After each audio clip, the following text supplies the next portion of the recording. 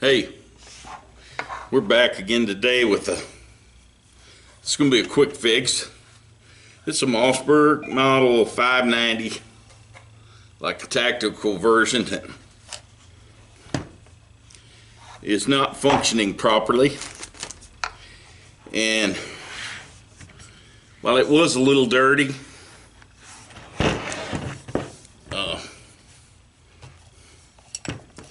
I think I found the problem.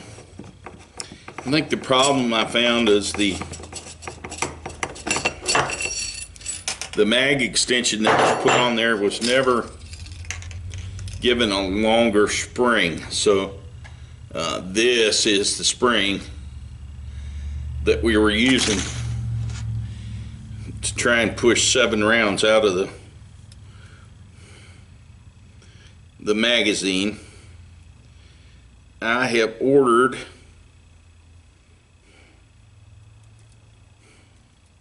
one from Wolf that is made for longer magazines.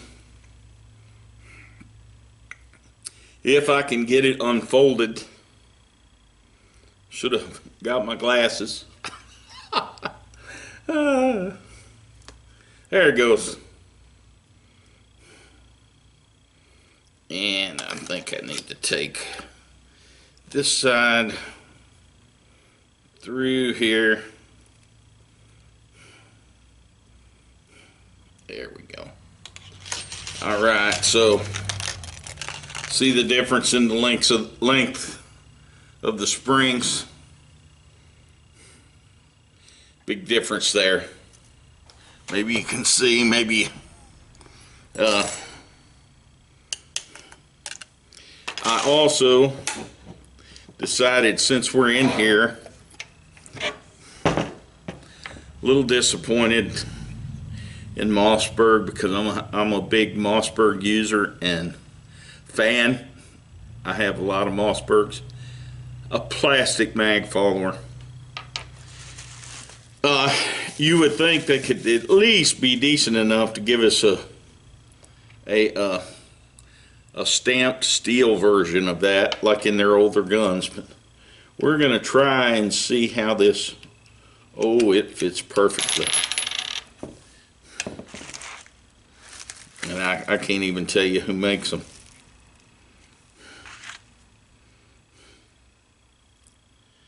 But I believe the combination of the nice anodized aluminum follower and a new magazine spring are going to do everything I needed to do to make this shotgun run.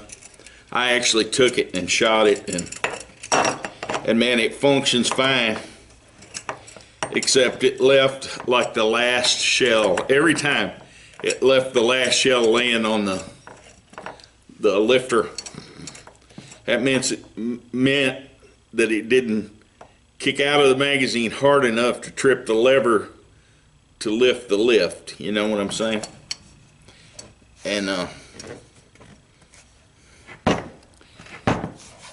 think that just cured that one. And let me see.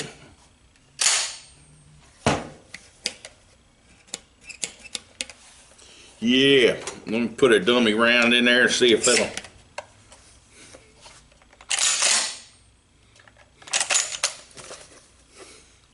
Fixed.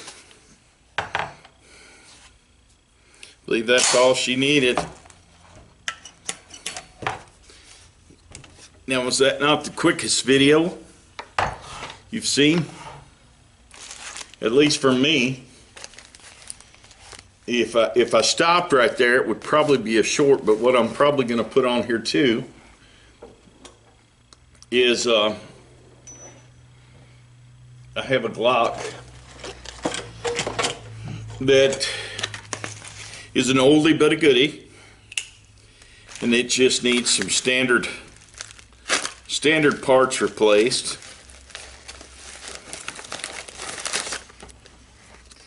And yep, there's my spring cups from Glockmeister.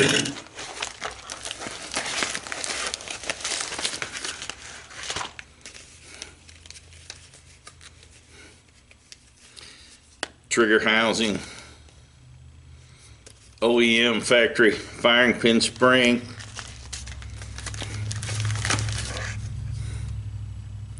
OEM factory firing pin or striker spring channel, liner,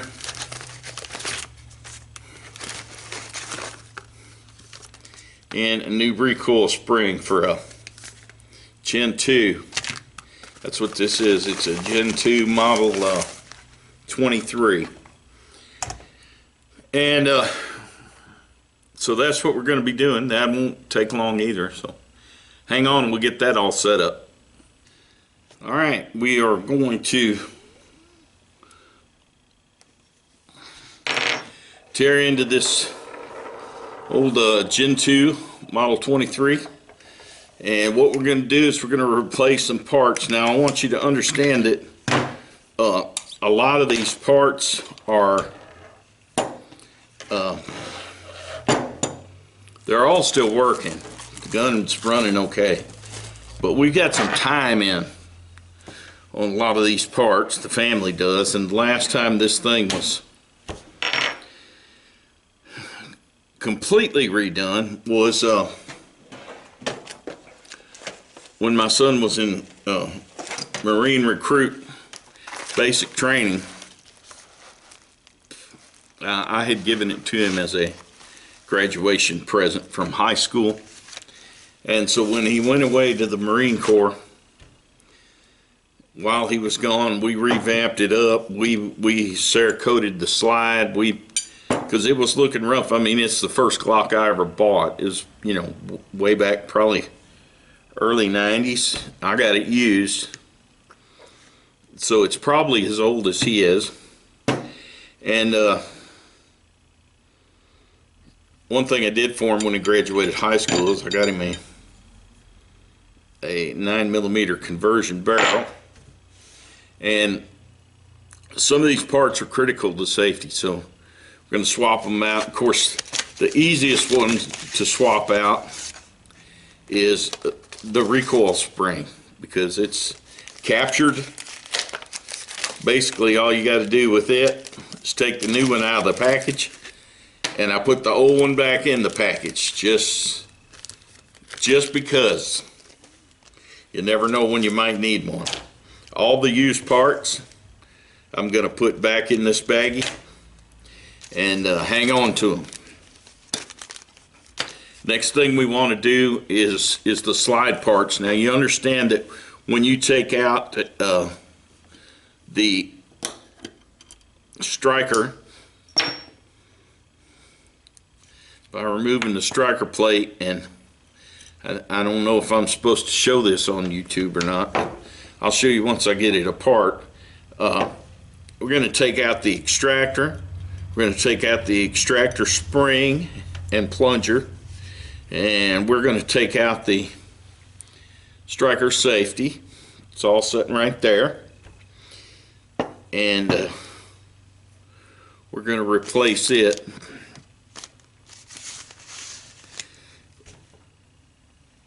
I'm going to go ahead and point the camera down. All right, so there's the whole package as far as the slide goes. You see what's coming out? A lot of people don't realize that inside the striker channel there's this striker channel liner, and if you get one hot enough, or if you bake the slide, it will cause that thing to shrink just a little bit, and probably not enough to keep it from working, but you always need to put a new one in. Just go ahead and get one whenever you're changing your striker spring and spring cups. Just go ahead and make I mean, it's $5, and it's critical to seeing that thing fires really well and you don't have any misfires. Now, I had Marine, and that's Marine as in Marine cups. The best way to get that out of there is to set that back in there and just pull down. And boy, these things right here are easy to lose. So keep a bag of old ones, okay? Keep a bag of old ones around. And I'm just going to put these back in here with all the parts I take out. That spring goes in the bag. Let's see if there's any other thing I'm changing. Spring cups, liner. Might as well put that liner in there.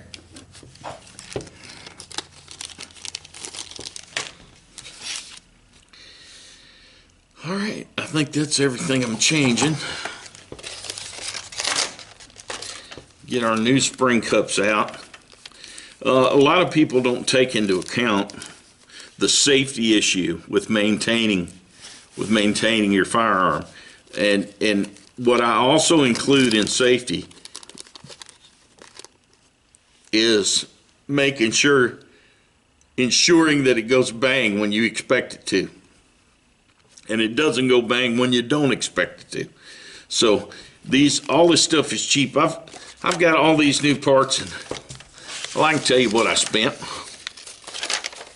for just kind of rebuilding this thing.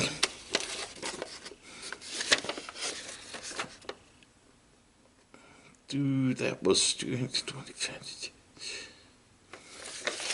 about $35 for all these parts you see.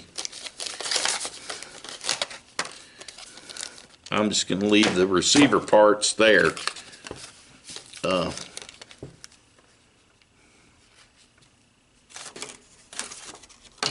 Get all my old labels. There's the striker channel liner. Pull that one out and stick it in. Goes right in that channel, and it goes all the way in there. A little tricky to get them started, and you'll notice they might have a little burr on them because I think they injection mold them in big, probably in a big string.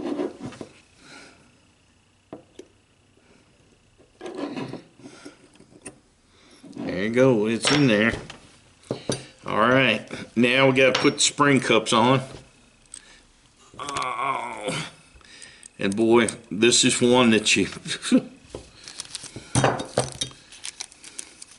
like I say, always keeps extra spring cups because them little dudes right there are hard to find if they bounce around the room about 6 or 8 times. Hopefully, if you got a good way to capture it, if you just set it in here backwards, that usually works pretty darn good. And gets everything kind of lined up. Let you push down. Whew, that dude's being tough today. Oh, that's why. There we go.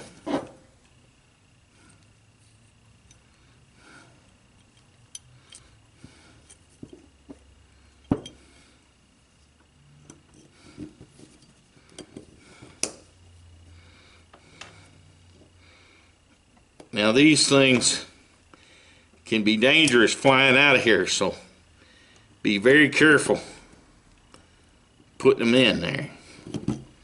I always like to offset that dude. There we go. Much easier.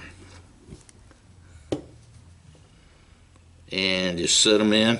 You probably can't see this, and that's probably a good thing.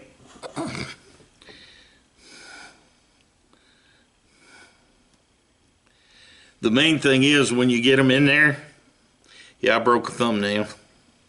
Just a little bit. Got her chipped out there. When you, let me get rid of that hangnail. When you get them laid in there, you want to make sure that they're lined up right, because if they're not, they'll cause some drag in that striker channel.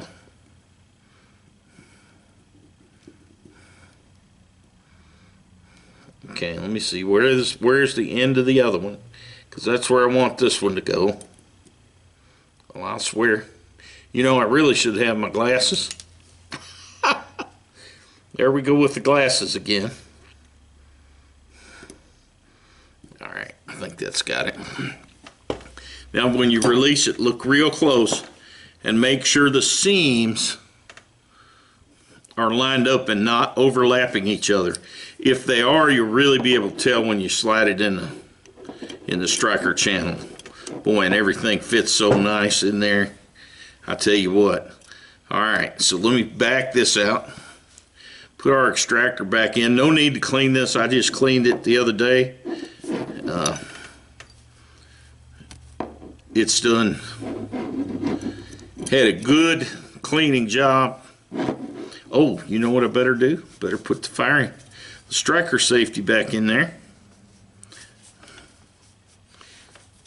Let me drag that. Got to back that extractor spring up just a little bit. Pull that extractor back out before you put that in. When you put that in, if you'll just depress it a little bit, you'll find that your extractor just slides right in nice and easy. And then we can put the spring and plunger back in and get our striker plate.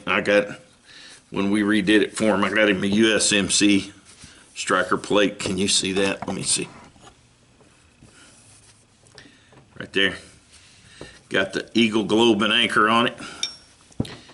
And boy, I tell you what, he has put some wear on this dude in those 10 years. And he's carried it from airport to airport, and I was really shocked at, at how easy. They never gave him any flack over in this on carrying this in his checked bag. You never know what you're going to get at certain airports when you check a firearm. And you just got to make sure you got it in an approved case, and then in the case of a pistol, you can put that approved case as long as it's unloaded and the ammunition is in the factory box. They're really good. I mean, we never had a minute's trouble when he was flying out of Memphis or Nashville. I don't know if some states it's worse, but I was really shocked. All right, so on this one, the main thing we want to do is take out the trigger housing, and I wanted to put a new one in. I didn't get a new connector. I didn't get a new spring because we have done all that previously. And there's that one, and then there's this one. And so there wasn't any sense in getting that stuff new. Come on out of there, you booger. There it comes. And so we're just going with the old trigger bar, with the old connector, because like I say, this stuff has been replaced, I think, relatively recently, within the 15 years. There's some things that, if you look at the Glock owner's manual, there are some things that, oh, there we go. Yeah, this would be somewhat easier with glasses, for sure.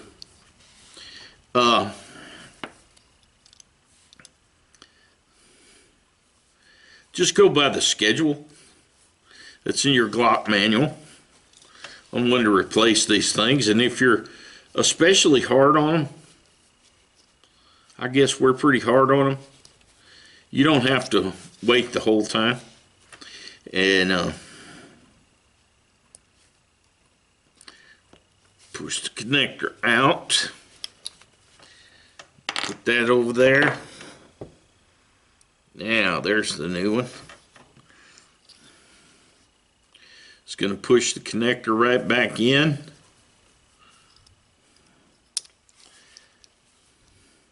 Now, most of this stuff can only go in one way, and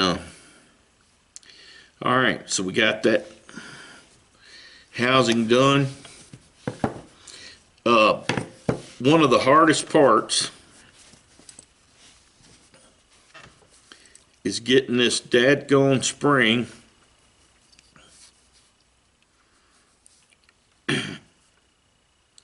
in there. Now, I don't know if I've always done this by hooking this one this way and hooking the other one the opposite way. Some of you people out there that are actual Glock armors might tell me, hey man, you're doing that wrong. Let me look for the one that's going to be easiest, because that trigger housing is pretty thick right there. There it is, right there. And then we'll put this back on. Whew. Dude, it's hard to see. There it is. There it is. I'm trying to see which end of the spring is actually open. And you just twist that in there. Now I am gonna put a little special bug juice on there. And let me find something that I can put it on there lightly with, because it sure doesn't take a lot. And by bug juice, I mean some type of light grease or your favorite, your favorite lubricants.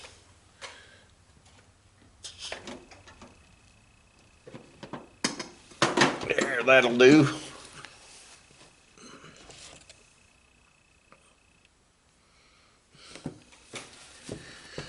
Just gonna pull that up and out of the way. Oh yeah. Just a little bit right there.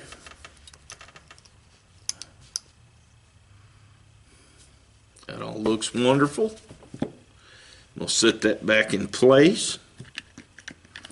And when you get all this lined up, of course, you're going to check everything, make sure it all's working just like it's supposed to.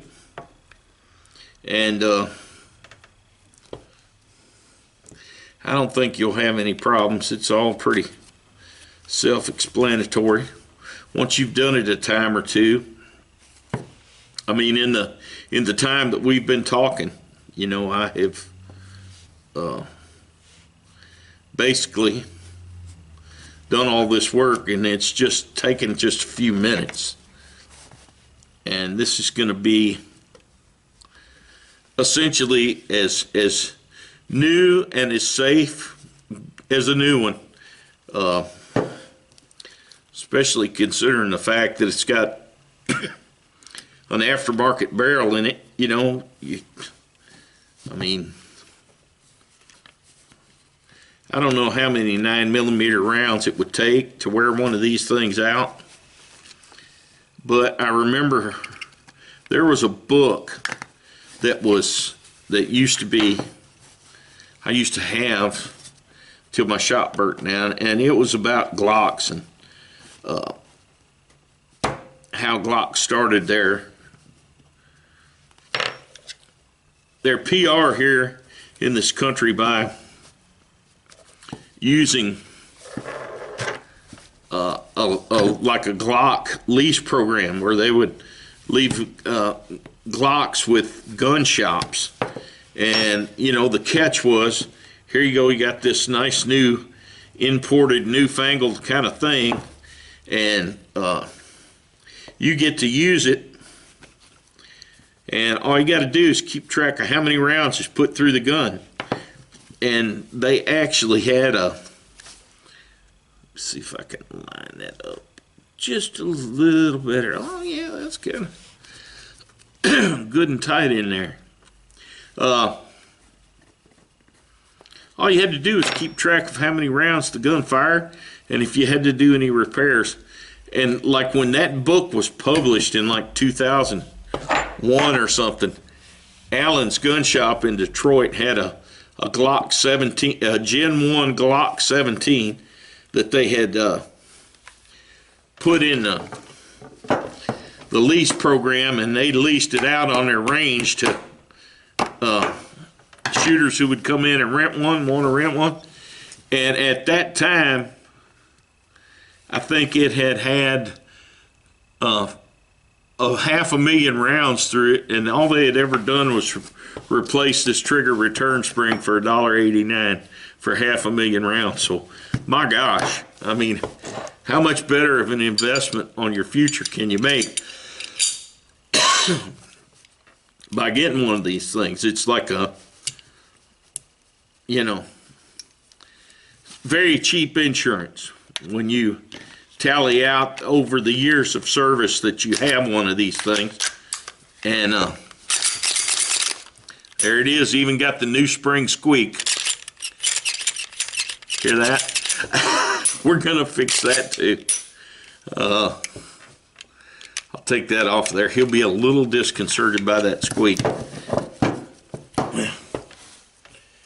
And all it really takes is a drop of oil on that. And I'll tell you another place I like to put a little bit of lubrication in. I'll just put some of that special bug juice right there.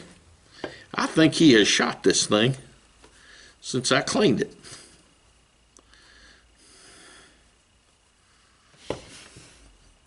It's only a couple days ago, but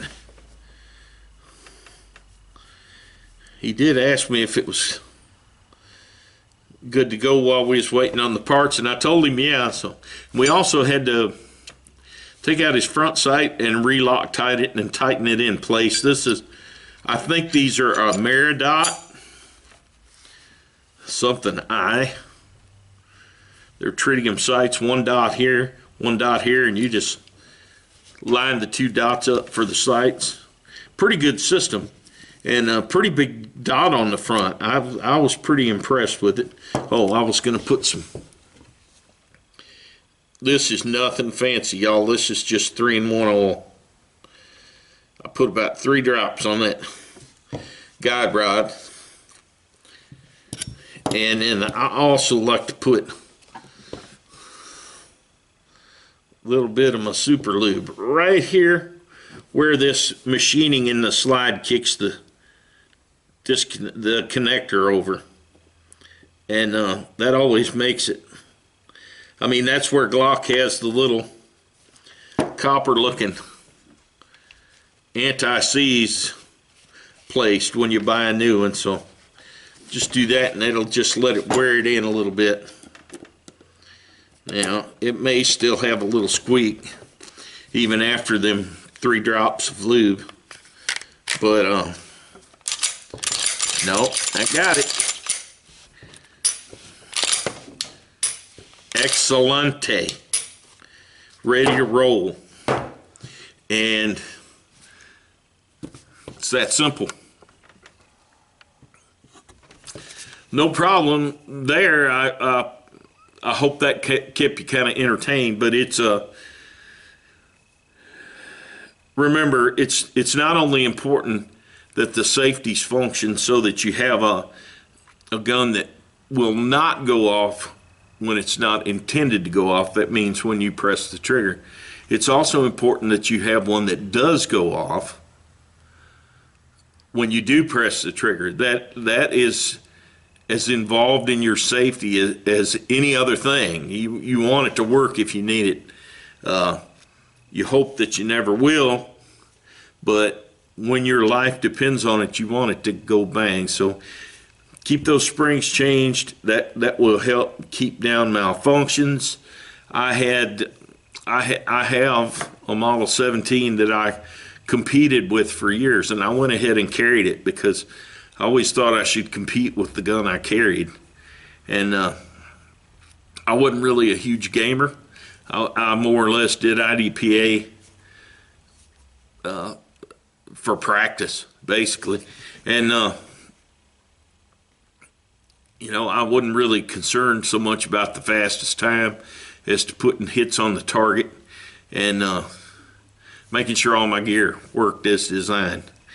And wasn't much of a gamer. Matter of fact, everybody I shot with, we weren't severe gamers. Now, it was not uncommon for us to finish somewhere near the top, but we weren't in it for, you know, for the prize table. We were in it to just stay practiced and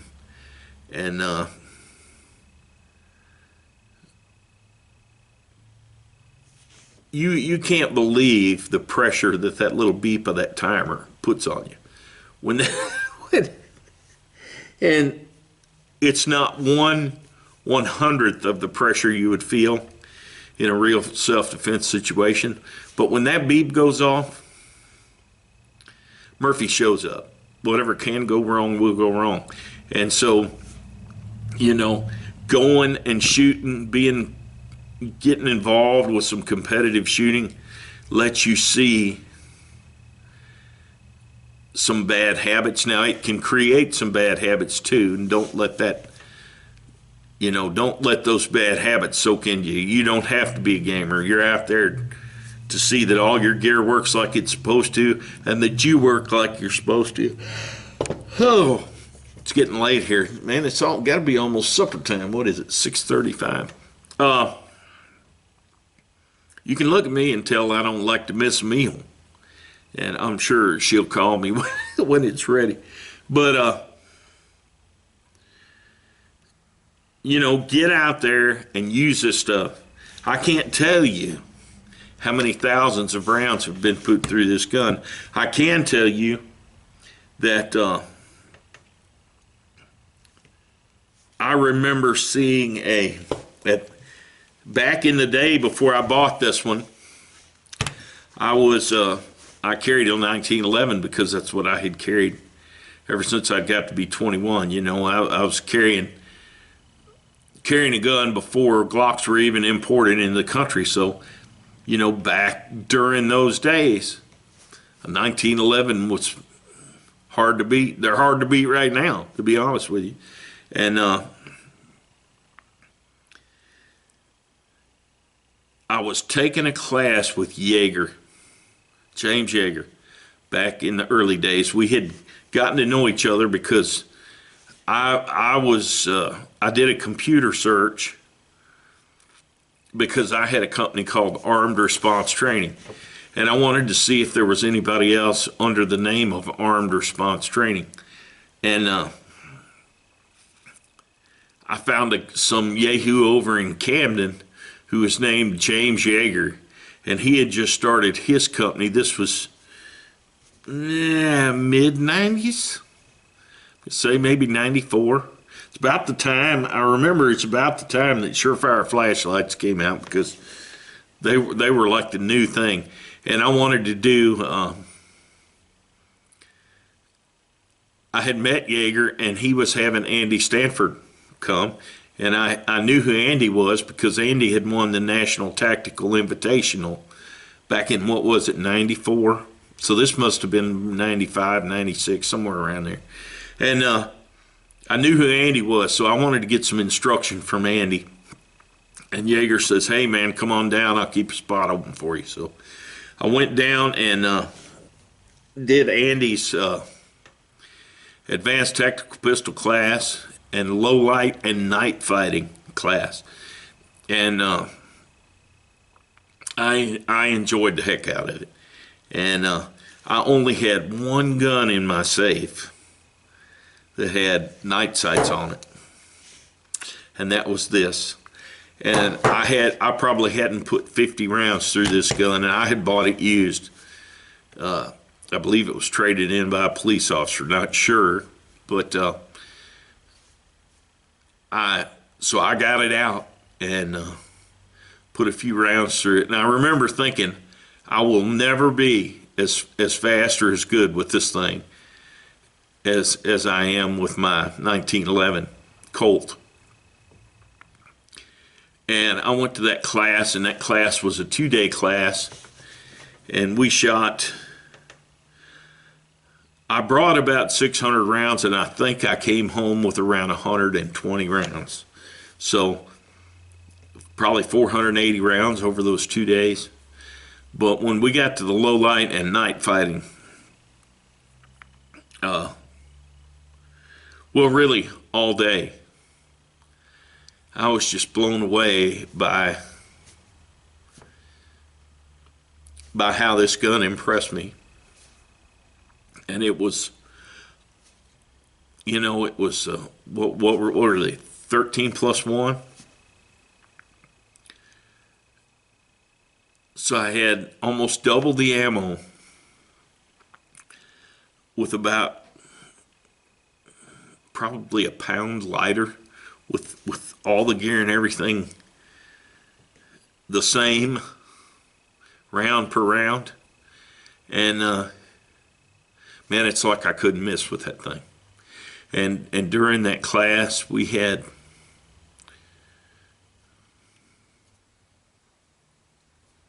everybody in the class had a Glock, except there was one Browning high power, one 1911,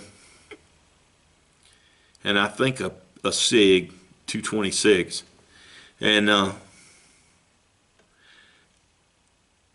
there wasn't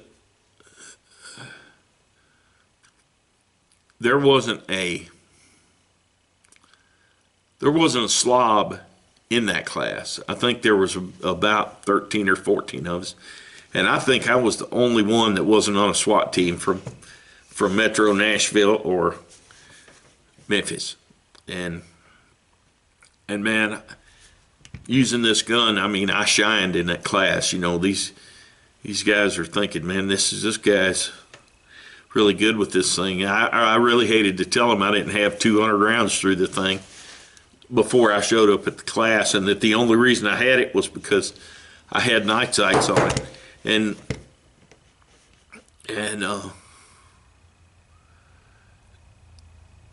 after that weekend, I went home and I kind of retired old Betsy. And the bad thing is I had just had a new Colt Combat Commander built for me, and I'll bet I didn't carry it 2 months because I went to carrying Glocks. And then, like I say, I shot this. I let my wife shoot it, and up to that time, she was carrying a Glock, no, a Smith & Wesson Model 10 2-inch, which you'll probably see because I got to clean it. And she shot about 2 magazines through it, and she just turned around and said, I want one. So I got me a Model 17 used, and I got her a Glock 19 used, and I probably still, I got those guns. I think I gave $400 for hers, $400 for mine, and believe it or not, $330 for this one. And of course, when I got the 17, that's what I started competing with. I didn't use the 40 anymore because the 9mm ammo is so cheap and so available. And so I just started carrying it. Like I said, I like to compete with what I carried. And I can't tell you how many thousands of rounds those 3 guns have had through them through the years. And man, they just continue to work and work good.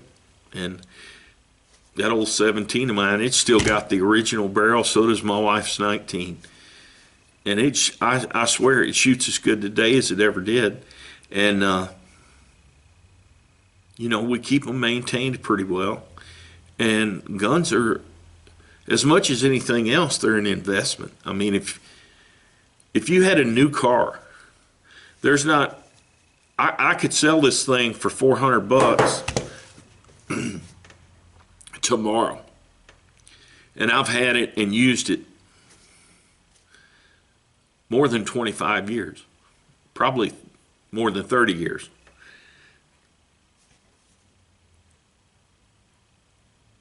Drive a new car off the lot and use it for 10 years and use it for 2 weeks and see what they'll give you for it. So thinking along the lines of these things are an investment. Treat them like an investment. Take care of them. And I don't mean looks. I don't care one whit if I'm looking to buy, a Smith & Wesson revolver or something, I don't want it beat to heck. But if I'm looking for a fighting gun and I can tell it's been shot, as long as everything is in good working order, it doesn't bother me a bit that it's been shot. Not at all. And as a matter of fact, you can send them, that 17 of mine, it was such an early Gen 2 that not all the parts in it were nickel plated. So when I bought it, I just boxed it up, called Glock, and they sent me an RMA number. I put a label on it and sent it to Glock. They replaced everything in there that wasn't nickel plated with a nickel plated part, sent me my old parts, and paid the shipping back to my house, no charge. And you know, man, when you treat your customers like that, your gun owners like that. Now since then, of course, I bought some new Glocks, but up to that time, all 3 of them I had were used. I had bought them used, and you know, send them off, and they make sure everything's good to go and send it back to you for no charge except your original cost of getting it to them, shipping wise. Man, you can't beat that with a stick. I think back in that day, it only cost me like $10 to ship it to them. Probably 20 now, but man, take care of them things and they will take care of you. It's just that simple. And and everybody says, well, are you a Glock fanboy? I'm not a fanboy, but I am a fan of anything that does what I expect it to do every time I ask it to do it. And boy, they have fit that bill. I've had I've had SIGs. I've had well, yeah, obviously, you know, I've had Colts. I've had Smith & Wessons, revolvers and semi-automatics. Rugers. I love Rugers. You know, you've watched this channel, you see I've got Rugers all the time. But as far as on my hip to save my life, for the last 30 years, man, it's been a Glock. Just that simple. And if I've ever had one malfunction, it's because of something I did wrong. I remember one time going to a match and it was really cold. And I had a Carhartt coat, and unlike a lot of your Carhartt jackets, it didn't have knit sleeves right here. It was a coat, so it had a big, you know, loose sleeve. Now it did have a knit cuff up in the arm, but the canvas cuff itself came down to about right there. And I drew that thing out and took that first shot because I had that hand like that, and that cuff was kicked up a little bit. It caught that slide and it hung up. Oh, you should have heard the ribbon I got from everybody. But it was my fault. And that's another case where use the gear when you train that you're going to be counting on when you fight. Because that coat quickly went to the bottom of my list for just casual wear. And I would have never known it if I hadn't competed with my heavy winter coat. You know, I see guys come out there and they'll wear a heavy winter coat till they're about to step up to the line, and then they'll take that off and put a light jacket on, or have a light jacket on underneath the heavy coat. Don't do that. Don't do that. Use the same thing to train that you're going to have when you're going to have to fight for your life. That shows you where weak points are. And I just, you know, I have yet to find one that does it better than Glock. Now, I've got a couple that I think are probably as good, but it's hard, man, it's hard to beat one that you can take out of the box. You remember my Colts that I carried? I had to pay $750 for that Combat Commander, and then I had to spend another $350 to get an ambi safety made for it, to get a beaver tail grip safety, to get a good set of sights put on it, and you know, so you're $1,000 into a custom gun that now I had the ejection port lowered, I had the barrel throated, I got that box. It was flat factory stock when I got that Glock. I mean, flat factory stock. And I didn't have to do nothing to make it run with hollow points or, you know, make it comfortable to shoot. It was that way from the box. So, and now they're a deal. You can get a new Glock for $550. Come on, man. Some of the ones that are just Glock copies are going for 7 and 8. What, I mean, what's the deal? Everybody freaked out when they came out with this new V series Glocks, and man, there ain't no different other than a little more metal in the slat. And of course, it didn't take them 2 weeks for the people who are converting these things to figure out that, you know, you just got to cut that off with a Dremel. That's illegal. The part they're putting in it is illegal. We don't need any more laws about Glocks. Glock shouldn't have to worry about any lawsuits. These people, you give me the time and the gear, I could make my bolt-action rifle a machine gun if I had enough motors and servos and pulleys and gears and cranks. You can't ever stop that, man. It's you know, we're opening a whole new can of worms. All that's irrelevant to the point that this thing has been solid since the day I bought it, along with all my other ones. And all it requires, just a little bit of regular maintenance, a little bit of cleaning, just a little bit, and man, you are set to go. So, you know, call me a Glock fanboy if you want to, but you know I shoot and use other things because, I mean, this channel's full of me shooting all different kind of things. But when it's for strapping in an ankle holster or shoulder holster, if it's for everyday carry, strong side hip, cross draw, if I'm trusting my life to it, there's going to be a Glock in that holster. And I don't look for that to ever change unless I'm in grizzly bear territory, and I got no business being in grizzly bear territory out there, you know, at my age, because I don't run well, and if I had to go, I'd probably buy a 10mm Glock, if you want to know the truth. That's probably what I would carry if I lived in grizzly country. I don't see how you could do much better, to be honest with you. So, hey, I appreciate y'all dropping in today. Today was a pretty good, quick video. I hope it was packed full of information for you.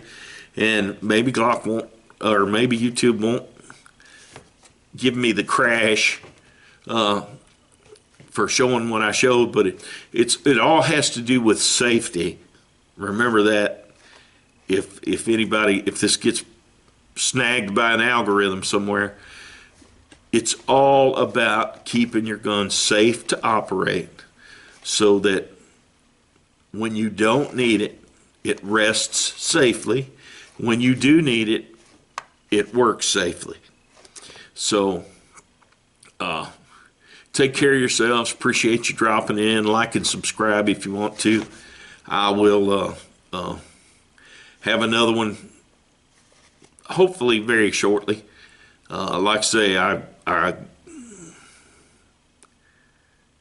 got some revolvers that I do need to do some work on and some just maintenance on. And I'll probably film that. So thanks for dropping in, and come back. Check out the rest of the channel whenever you want to. Appreciate it. Have a good day.